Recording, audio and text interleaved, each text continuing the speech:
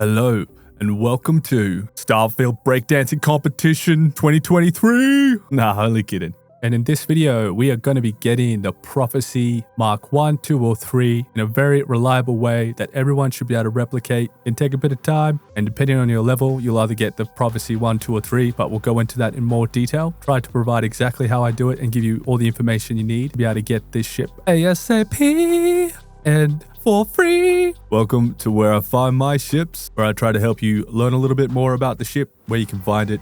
We go through some of the bits and pieces, and today we're going to be laser focused on the Varun Prophecy Mark 3 and its twin white brother, the Vanquisher Mark 3. If you don't know this, these two vessels are identical twins, forming a yin-yang triple-decker Stroud Eklund giant sandwich, both tying for the fourth highest value if you were to purchase this ship, coming in at 588,000 if you don't have any rank on your commerce perk. Now this tutorial will be focused on these two for the most part, but do note that this is going to be very much applicable to the Vanquisher and the Varun Prophecy Mark 1 and 2, both being identical versions of themselves other than one being white and the other being black. Having a closer look at the stats, we can see that the Prophecy and the Vanquisher Mark III are considered cruiser battleship, so they're very reasonably balanced between having a bit of everything, but then at the same time not particularly good at one specific task other than their speed. So looking at their top speed, it goes up to 150. And probably the most interesting thing about these vessels is that it's using Class A using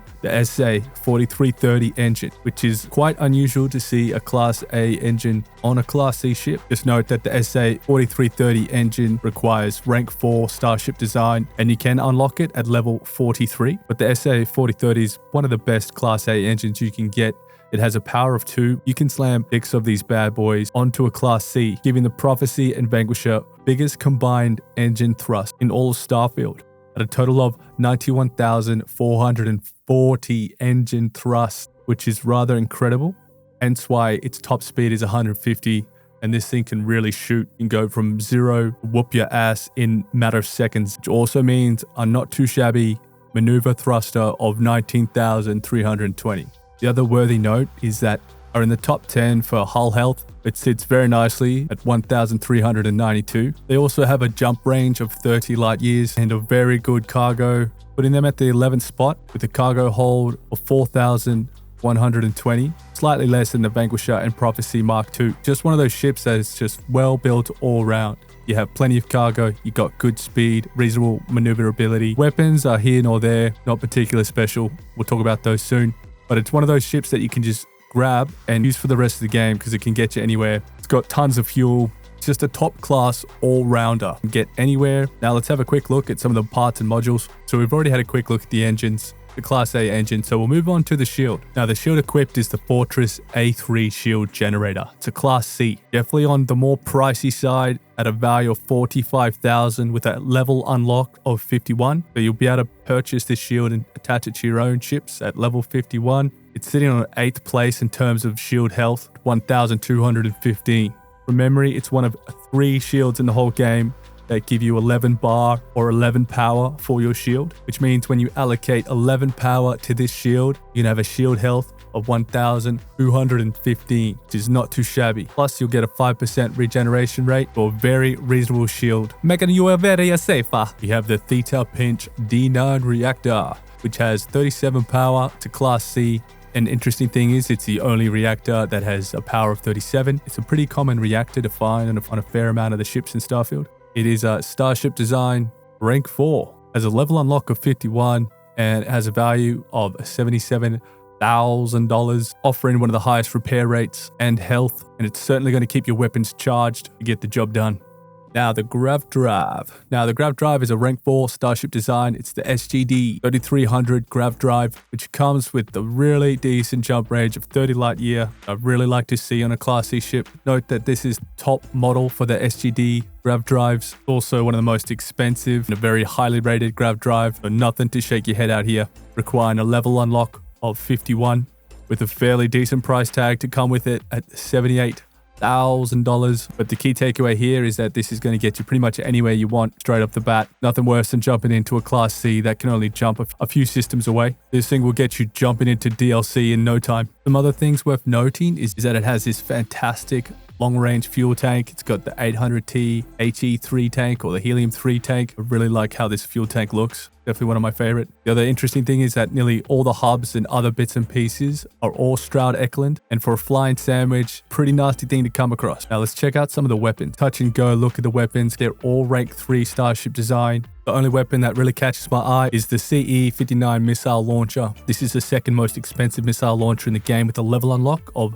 49 and a cost of 25,000 credits. Now the cool thing about the CE-59 missile launcher, it only has a power required of 3, which means you can actually chuck 4 of these bad boys. If you wanted to upgrade, you could put 4 of the CE-59 missile launchers. That would definitely pack a huge punch. You have your Obliterator, 250 MV auto alpha beams. They have superb range at 3900 with the same hull and shield damage. A very nice balanced weapon, but nothing too crazy. Lastly, we have the Marauder 150N rapid railgun. Short range, packs a punch on the hull, does a little bit of shield damage. All of these weapons combined will give you a total cost of 123,000. It's definitely something you would want to consider upgrading or taking a look at. Now there are plenty of spaces to throw weapons on this, so that's no issue here. Don't need to change the design or anything. Okay, so how do you get a Vanquisher? So Vanquisher Mark 1, 2, or 3.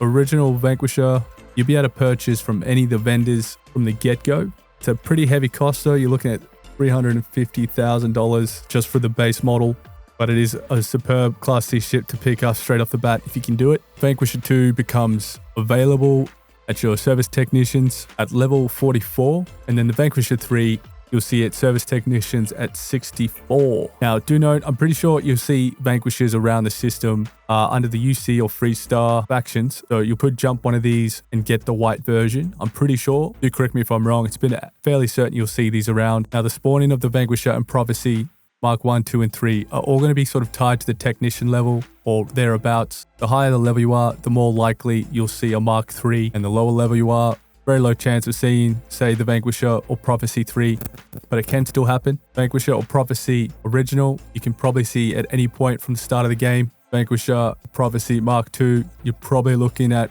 anywhere between, say, 30 to level 50 and above. And again, you will see it earlier. This becomes more common as you level up. And lastly, the Prophecy Vanquisher Mark 3, you probably start seeing, say, 40, 50 level, and then becomes more and more common once you get over 64. But you are looking at a rough range here.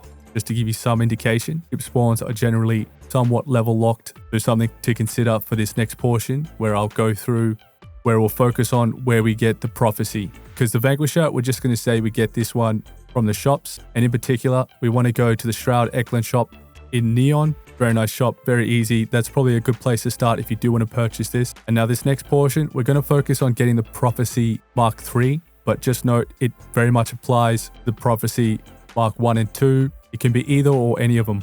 Some caveats to be able to get the Prophecy Mark 1, 2, and 3 is that if you have Starborn ships spawning, whether they're landing or they're meeting you in orbit, that's really going to muck up your ship spawns. It will decrease your chance and likelihood, or in some cases, make it impossible to get certain ships. The only way I fix this is starting a new game plus and just avoiding getting up to that part of the campaign. The other thing that will impact these methods is that if you have the wanted trait, that can make it even easier, as you will get more ships attacking you in orbit more often. Now for me, I was hunting the Prophecy on very hard. Putting this on very easy will make much of a difference. We will just go through what you need to have to be able to get the Prophecy. So now we'll go through the method of getting the Prophecy Mark 1, 2, or 3. This will work with all 3 of them. There's a really good system to find these bad boys. Now what we're going to need piloting rank 4, so we can pilot Class C ships. If you do not have this, you will not have access to fly the Prophecy Mark 3. You need Class B, obviously, to fly the Mark 2, and then you don't need anything to fly A class. Other thing we're going to need is, because this is going to be an orbital assault, we're going to need rank 1 of the targeting control systems. We can lock and load and take out the shield, engine, Grav Drive, and so we can dock with the ship. The other thing you're really going to need is ship parts. I suggest you bring a ton of ship parts depending on how you want to play this. I'll give you a couple of suggestions on how you can avoid using ship parts, or if you want to farm the XP, you can use your ship parts as you take damage. Where are we going to find the prophecy? Well, we're going to find all the Varun ships all in one system, basically, in Serpentis. Serpentis is the home place, or the place to be if you want to find Varun ships. You'll find every single variation of the Varun ships in this system. It's going to be the best place to start. Now, this is going to take some time, and obviously, you're only going to get certain ships depending on your level. If you're looking for Prophecy 3, but you're only level 20, you're going to have a hard time trying to get this. You need to level up more. Basically, all we're going to do is just jump from system to system to system. And we're going to get engaged in a lot of battles. So I don't suggest doing it that way. The way I suggest doing it is making sure you have your settings. You want to go settings, gameplay. You can have any difficulty you want. I was chopping changing from very easy to hard. It seems to be consistent between all the difficulties, so I don't think that matters too much. You want to have save on travel. Quickest way to do this is we jump to a new planet or moon. We've got the autosave. And what happens, it tends to take about 30 seconds to a minute for the ships to arrive, just like now. Now you have two choices. You can destroy all these ships. You've got plenty of ship parts and you don't need to worry. You can kill these ships, get the XP. That's no worries. But if you don't want to engage in these battles, because it's going to take quite some time jumping between moons and planets, what I suggest you do is just load that last autosave. For me, it's this one. Okay, so now that we know that we're going to get attacked by Crimson ships, we don't really want to engage in them because we're just looking for the prophecy. So then we'll go to Serpentis 5, and then we'll just keep doing this process until we run into the prophecy 3. This method is going to be the quickest because we avoid all the orbital battles, because Serpentis is an extremely active system. You're going to find spaces, Crimson, and a ton of Varun in this system. Nearly every single jump, you're going to either be running into civilians or ships that will attack you.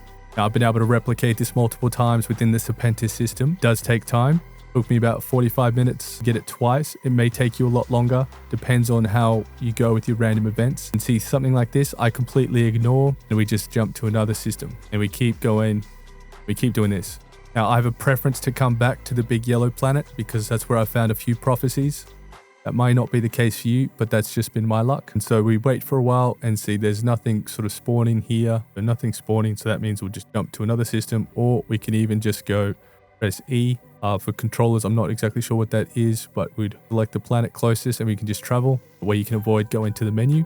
Now, so you'll notice that these guys, once they appear, they don't reset, not particularly fast. You want to stay away from those locations if you know they are there. So those sort of civilian encounters can slow things down a bit. You just want to avoid those moons or planets. At the autosave, we're just going to wait.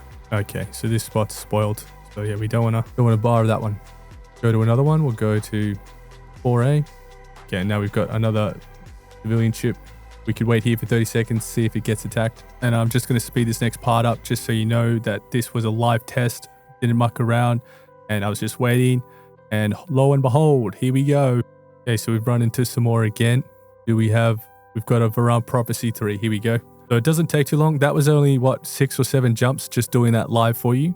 And I only just got another Prophecy 3. So I'm obviously on gold mode right now just because I've been searching, testing this. But this gives you a really good idea of how easy you can come across the Prophecy 1, 2, and 3. So now I'll just quickly run you through some of the issues you can find yourself when trying to capture Varun Prophecy. Now, depending on how your ship is set up, you may need to lower or raise the difficulty. Make sure you either don't kill the prophecy too quickly so you can dock and board. For you new players, remember you need to take out Grav Drive, engine, and shield to be able to dock with the ship. Or on the other end, you may need to lower the difficulty down so they don't completely wipe you out, because you will be facing 3, sometimes 4 ships at the same time.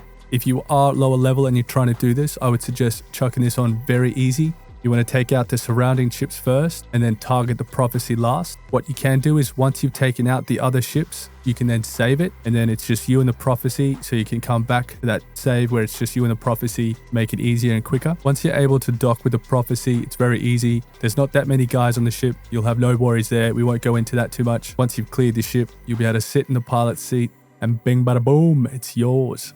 And this is a really reliable way of how to get the Prophecy 1, 2, or 3. Vanquisher, we're going to have to buy from a store. or if you're lucky, you will find the UC or 3-star version. I don't remember exactly how it works. I very rarely see the Vanquisher, but for the most part, I'm testing things, so I don't get around the galaxy a lot. If you do know a great spot to find the Vanquisher, please let me know. And that's pretty much going to sum it up. So this will get your Prophecy 1, 2, or 3 very reliably. Takes time, but I hope you got something out of this and enjoyed it. A little bit longer than normal, but I appreciate your time. Peace out till next time. And yeah, if you like it, subscribe, like, all that schmozzle. Peace.